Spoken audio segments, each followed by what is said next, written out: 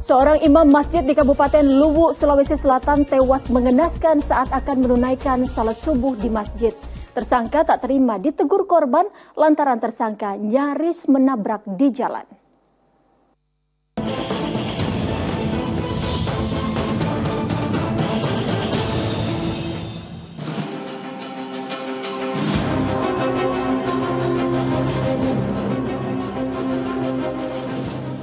Siapa menduga ada orang yang tega menghabisi nyawa seorang imam masjid yang sejatinya justru harus dihormati sebagai tokoh masyarakat.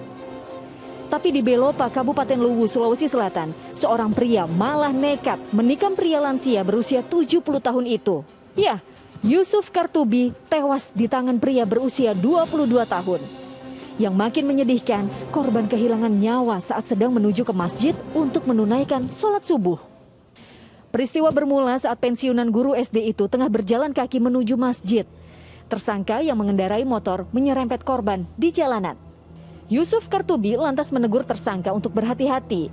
Tapi naas, nasihat itu justru berbuntut emosi tersangka yang memuncak hingga terlibat cekcok antar keduanya.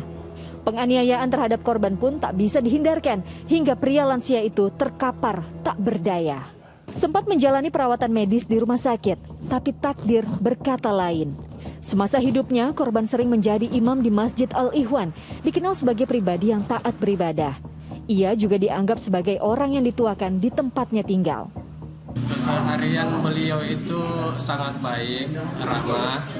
Beliau itu saya anggap sebagai orang tua angkat saya di lingkungan ini karena saya juga adalah pendatang.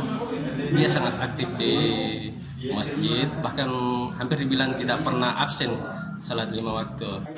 Sementara CCTV di masjid menjadi petunjuk penting mengungkap siapa tersangkanya. Tak butuh waktu lama, tersangka berhasil diringkus. Hasil pemeriksaan menyatakan bahwa pria 22 tahun itu dalam keadaan sadar dengan kondisi kejiwaan yang normal. Ditemukan petunjuk berupa CCTV dari masjid, jelas tergambar sosok pelaku. Nah, kemudian dilanjutkan dengan pengembangan di lapangan di TKP awalnya terdapat alat juga untuk melukai korban atau melakukan penganiayaan. Emosi yang tak terkontrol besar kemungkinan berdampak pada sesuatu yang buruk. Begitupun dengan penganiayaan yang menyebabkan kematian karena dipicu emosi sesaat yang kini mengancam tersangka 15 tahun penjara. Tim Liputan melaporkan.